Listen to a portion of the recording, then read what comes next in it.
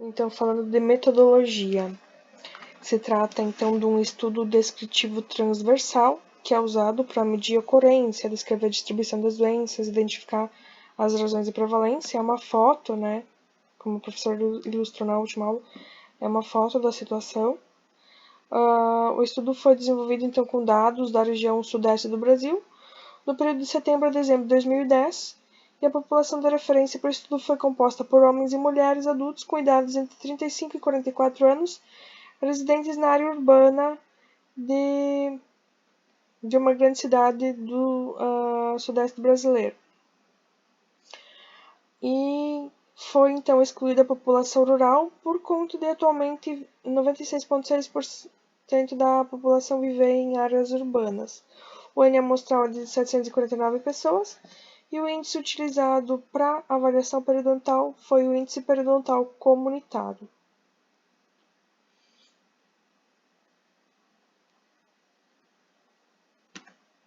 Só um pouquinho, gente.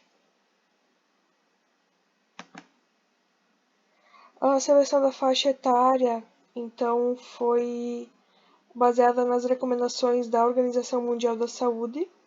Essa faixa etária ela é indicada para levantamentos epidemiológicos que avaliem a saúde bucal dos adultos e foram avaliados adultos nessa faixa etária, então dos 35 aos 44 anos, presentes nos domicílios sorteados no momento da entrevista e do exame que concordassem em participar do estudo.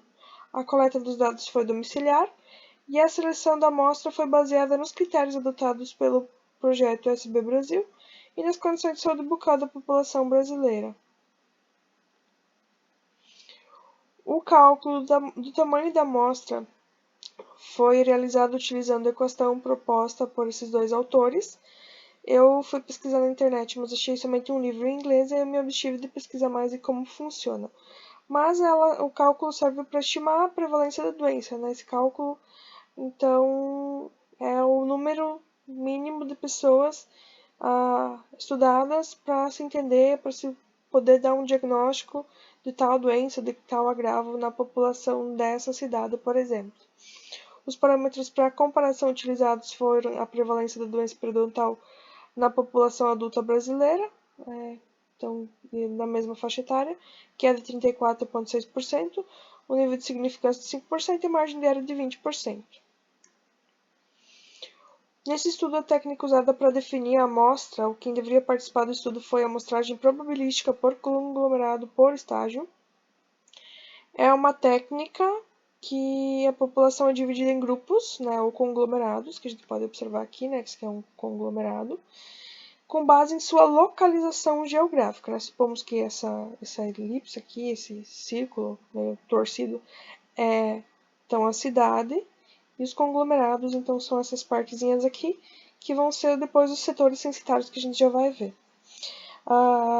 Então, em seguida, após a amostra aleatória de cada grupo, é selecionada para pesquisar, então são selecionados grupos para pesquisa, e os estágios dessa seleção se referem à localização de cada unidade amostral.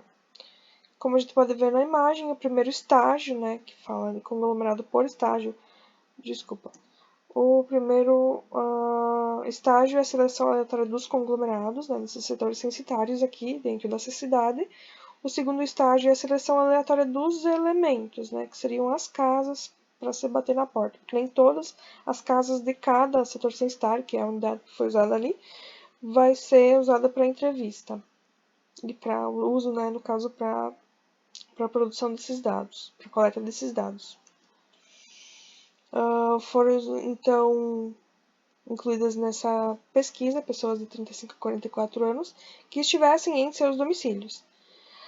Se utilizou, então, de amostra por conglomerado em 3 estágios, os estágios que eu acabei de explicar, com unidades amostrais primárias, secundárias e terciárias. As unidades primárias, os conglomerados primários, então, seriam os setores censitários.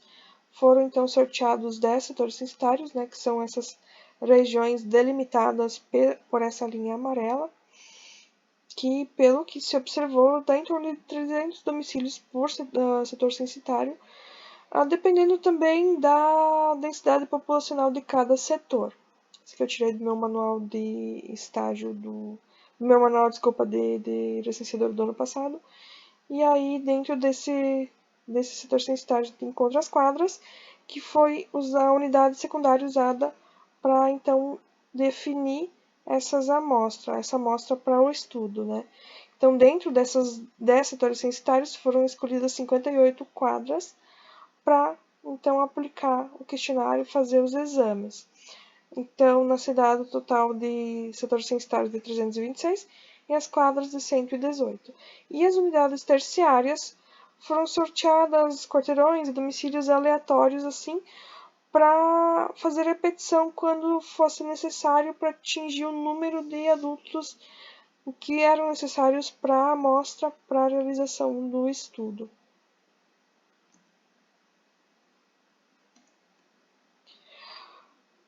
Só um pouquinho. Então, por estágio foi adotada a correção do efeito de desenho. O tamanho do efeito é uma medida para tentar identificar a diferença entre os grupos, né? O tamanho da diferença entre os grupos, que nesse caso são os estágios avaliados, né? Os conglomerados ali avaliados, as unidades avaliadas que fazem parte do estudo.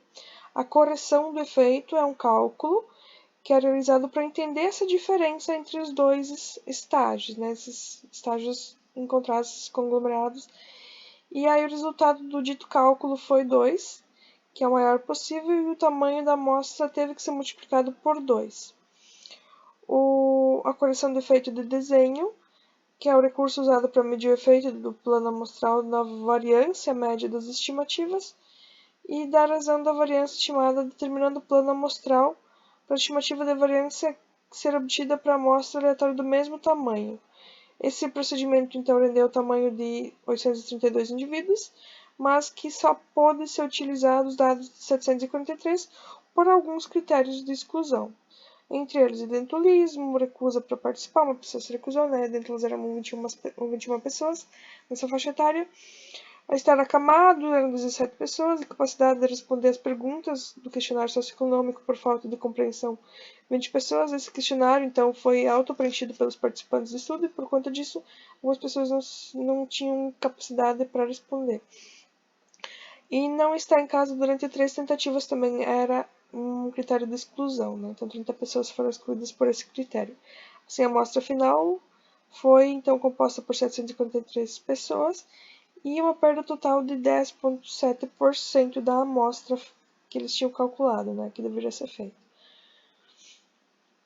A coleta dos dados, então, foi obtida entre setembro e dezembro de 2010. Os dados foram obtidos a partir de entrevistas e exames clínicos realizados por dentistas treinados, com índices de confiabilidade de 86% e 88%. Os examinadores eles foram devidamente paramentados e utilizaram espelho bucal, sonda milimetrada OMS e compressas de gás para realizar o exame clínico. Foram analisadas as seguintes características socioeconômicas e demográficas: idade, sexo, cor, estado civil, renda familiar per capita, né, por pessoa, menor ou igual a R$300 e maior de R$300. Escolaridade, né, sendo analfabeto, 8 anos de estudo, 9 a 12 anos de estudo e mais de 12 anos de estudo. E a construção do banco de dados e as análises estatísticas foram realizadas no programa SPSS, na versão 19, e foi realizada uma análise descritiva de todas as variáveis do estudo. Após essa análise, os pesquisadores então exploraram as relações entre a doença periodontal e as características socioeconômicas e demográficas usando análise de correspondência múltipla. Essa análise de correspondência múltipla é uma técnica estatística multivariada utilizada para avaliar dados expostos por categorias e relação entre esses dados. Ela é muito usada em estudos socioeconômicos justamente por conseguir avaliar e classificar os indivíduos por cor, renda, educação e entender a interferência desses fatores na vida dos indivíduos e a relação dessas interferências com os objetos de estudo, no caso desse estudo aqui, que são os determinantes sociais da saúde e doença periodontal em adultos brasileiros. Na imagem, então, a gente pode observar o mapa de correspondência confeccionado após o estudo, que a gente identifica os 3 grupos que já vão ser apresentados, e as variáveis avaliadas em cada indivíduo, a fim de associar e correlacionar as características periodontais com as socioeconômicas.